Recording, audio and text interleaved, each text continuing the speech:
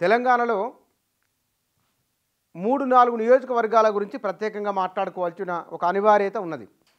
గతంలో సిరిసిల్ల, సిద్దిపేట, గజ్వేల్ అనేవారు. ఇప్పుడు వాటితో పాటు కొడంగల్ కూడా అనాలి. కొడంగల్ ప్రత్యేక డెవలప్మెంట్ అథారిటీ ఒక దాన్ని ఏర్పాటు చేయడం, అక్కడ సాగునీరు, విద్య, వైద్యానికి సంబంధించిన ప్రత్యేక దృష్టి ముఖ్యమంత్రి రేవంత్ రెడ్డి పెడుతూ ఉన్నారు.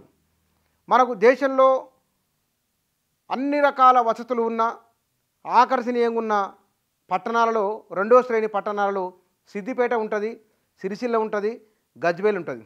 ఈ 3 నియోజకవర్గ కేంద్రాలు భారతదేశంలో ఉన్న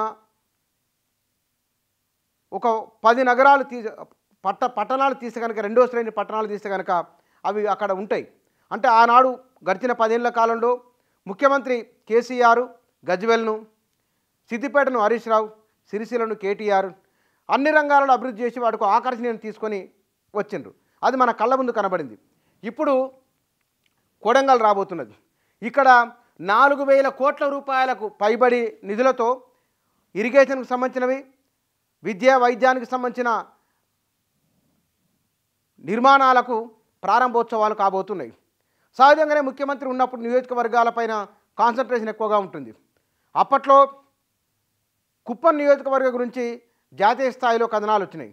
అప్పుడున్న వ్యవసాయ రంగానికి సంబంధించింది కానీ, మౌలిక సదుపాయాలకు సంబంధించింది కానీ, ఆ విషయాలపైన కుప్పం నియోజకవర్గం వార్తల్లో ఉండేది 20-25 ఏళ్ల కింద.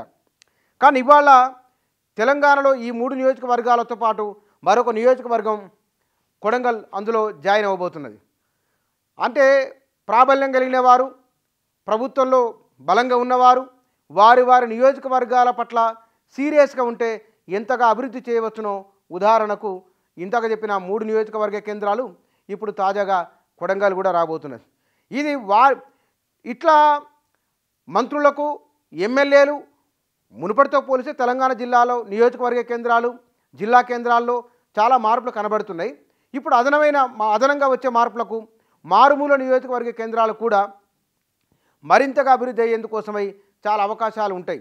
ఈ అవకాశాలను పై స్థాయిలో ఉన్నవారే కాకుండా కింది స్థాయి నియోజకవర్గాలకు కూడా ఆ నిధులనిచ్చి ఆ స్థాయి దృష్టి పెడితే కనుక మరిన్ని నియోజకవర్గాలు అద్భుతమైన నియోజకవర్గ కేంద్రాల జాబితాలోకి వెళతాయి.